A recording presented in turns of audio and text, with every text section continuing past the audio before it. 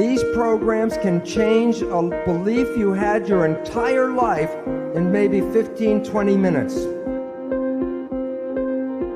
Many of them create a state of super learning like you were when you were an infant.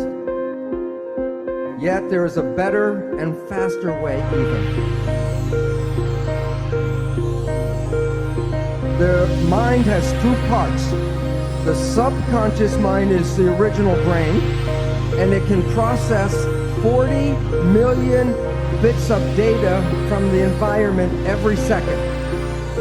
The mind is very powerful and very fast, but it's totally habitual. It's not creative. It can only play back what it learns. In evolution, the front part of the brain, the prefrontal cortex, gives rise to consciousness. It's a small piece of the brain that is consciousness. Self or consciousness is an add-on option, and most people don't exercise the option. But note, it can process only about 40 bits of data per second. The subconscious mind is 1 million times more powerful. While the subconscious mind is fast, the conscious mind is slow at processing.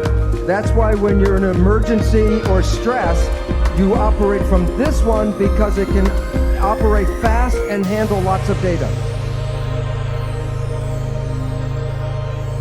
But the difference between the two is this is habitual.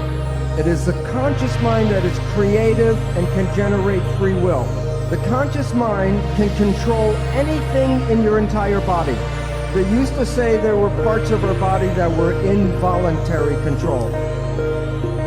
But now we know that's not true. For example, yogis can regulate their heartbeat, their blood pressure, or body temperature with conscious mind. So while the conscious mind can only handle a few things, the subconscious mind can do many, many thousands of tasks at the same time. Now recently, neuroscientists are talking about how your unconscious really shapes your life, your decisions. What they say, according to cognitive neuroscientists, we are conscious of only about 5% of our cognitive activity. Most people, 1% of their day is in the conscious mind. So every day, you create only from your creation mind, your conscious mind, only about 1% of what is going on in your life. And therefore, 95 to 99% of your life comes from your programming in your subconscious mind. So what this means is maybe you were the child in the store and your parents said you do not deserve. 95% of the day you will sabotage your life to make sure you do not deserve. And the reason why is the subconscious job is to create reality out of the program. And so therefore, if you have negative programming, 95% of the day, you will create that negative experience in your life. Now here's the problem.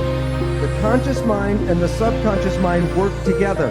So whatever the conscious mind focuses on, it can control, but what it's not focusing on, the subconscious mind controls. So most of our day, we are thinking about the future or thinking about the past. That's with the conscious mind.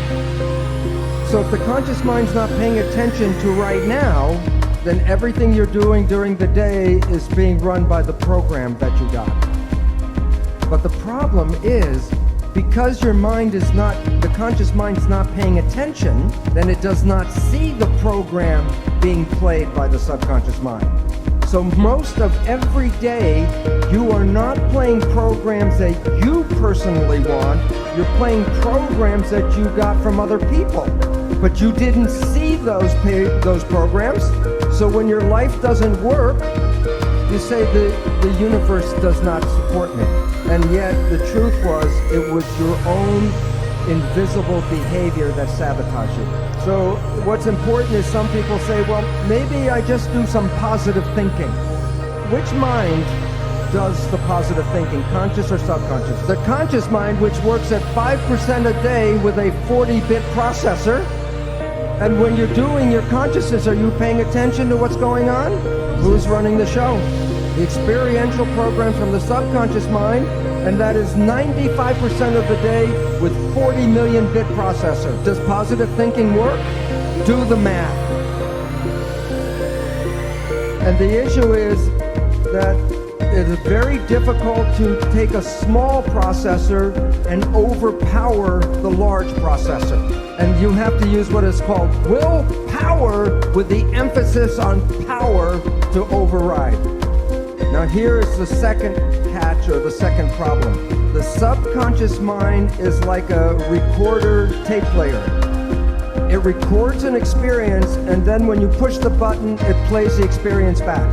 So then we take our conscious mind and we want to talk to the subconscious mind and change the program. Now think about it this way. You have a tape player and I give you a cassette with a program. You put the tape in and you push play. And the program is going, you say, I don't like the program. Then you go up to the tape player and you say, change the program, change the program. The issue is the tape will not change by doing that. But there are ways to change the program if you know how to push the record button. So your life does not reflect what you want, it reflects the program you were given. So one way out is consciousness. Just be conscious and then you don't play the tape.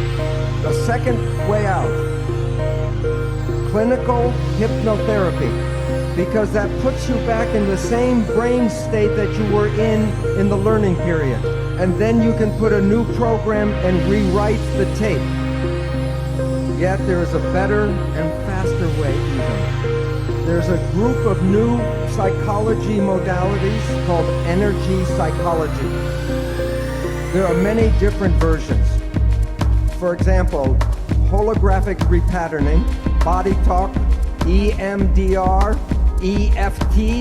The one I am most familiar with is Psych-K, P-S-Y-C-H-K.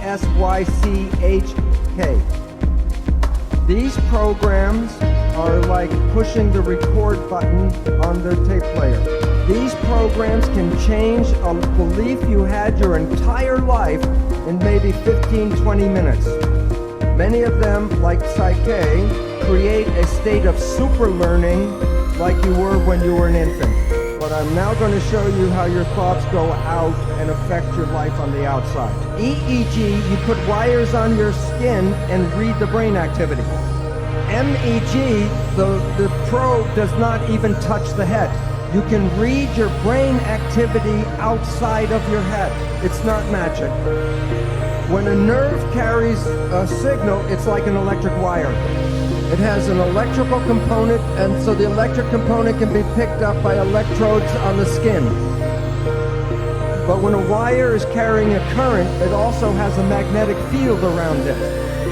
The magnetic field passes through the skin. Your thoughts are not contained in your head. The people that you get connected to, you are entangled with. And many people are familiar if you think about someone or talk about someone you haven't seen for years. And I say, oh, I haven't seen my friend John in 10 years. And the phone rings and it's John.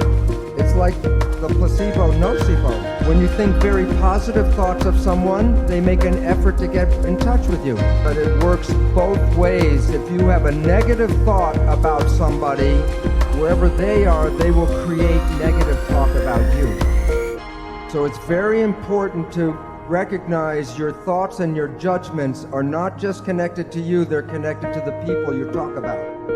You are exciting and activating those things in the world that are connected to your thoughts. When a mugger is trying to pick out which person he's going to attack, of the different people walking down the street, which one do you think gets attacked? The one who is most afraid. Because the one who is most afraid will resonate, and that means that the mugger doesn't have to do anything, go boo, and everyone will give him everything.